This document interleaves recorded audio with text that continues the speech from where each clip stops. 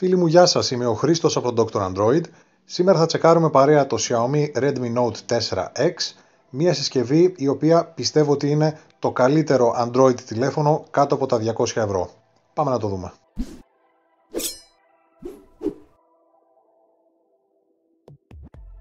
Ξεκινάμε από την κατασκευή του, η οποία είναι μεταλλική και διαθέτει το κλασικό design της Xiaomi, αυτό που μας έχει συνηθίσει τουλάχιστον τον τελευταίο χρόνο. Το είδαμε και στο Redmi Note 4 και στο Redmi 4 Pro. Δεν είναι ιδιαίτερα βαρύ, αν το συγκρίνουμε φυσικά με μεταλλικά τηλέφωνα και όχι με πλαστικά, ενώ είναι λίγο δύσκολο να το χειριστείς με το ένα χέρι, όπως συνηθίζεται στις συσκευές με οθόνες 5,5 ιντσών και άνω. Ο αισθητήρας δακτυλικών αποτυπωμάτων είναι αρκετά καλός, δεν είναι ο ταχύτερος, αλλά το σημαντικότερο είναι ότι δεν κάνει λάθη κάθε φορά που προσπαθούμε να ξεκλειδώσουμε τη συσκευή μας. Η οθόνη του αποτελείται από το κλασικό IPS panel που βλέπουμε στο 99% των Android smartphone που κυκλοφορούν στο εμπόριο. Έχει πολύ καλή ανάλυση για το μέγεθός του, είναι στα 1080 pixel, ενώ η μέγιστη φωτεινότητά της είναι πάρα πολύ καλή όπως συνηθίζεται στα μοντέλα της Xiaomi. Τα χρώματα, όπως βλέπετε και εσείς, είναι σε πολύ καλή κατάσταση, ενώ είναι γενικά μια οθόνη που θα αφήσει την πλειοψηφία των κατόχων ευχαριστημένη. Όσον αφορά το ηχείο που το ακούσαμε και στο live unboxing, δεν είναι κάτι το ιδιαίτερο, τουλάχιστον όμως θα ακούμε δυνατά τα ringtone ή τις ειδοποιήσεις όταν μας παίρνουν τηλέφωνο. Στο λειτουργικό του σύστημα έχουμε τη γνωστή μας MIUI, μια ROM η οποία συγγενεύει περισσότερο με το iOS παρά με το Android, αλλά αυτό λύνεται με την εγκατάσταση ενός launcher.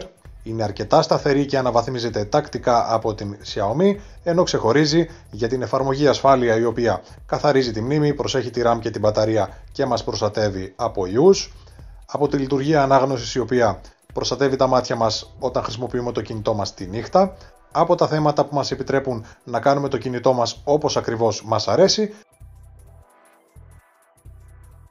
και από το δεύτερο χώρο που μας επιτρέπει να χρησιμοποιούμε το κινητό μας και στη δουλειά, έχοντας ξεχωριστούς λογαριασμούς και αρχεία.